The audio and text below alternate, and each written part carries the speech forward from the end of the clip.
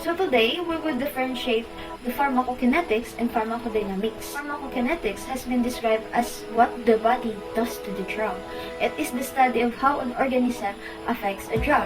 It describes how the body reacts to a specific chemical or symbiotic after it is administered to an organism. While pharmacodynamics has been described as what the drug does to the body. It is the study of the biochemical and physiological effects of drugs on the body.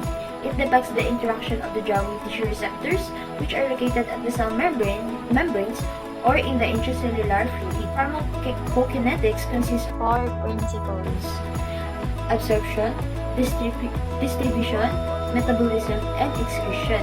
Pharmacodynamics plays an important role in dose-response relationship. That is the relationship between the drug concentration and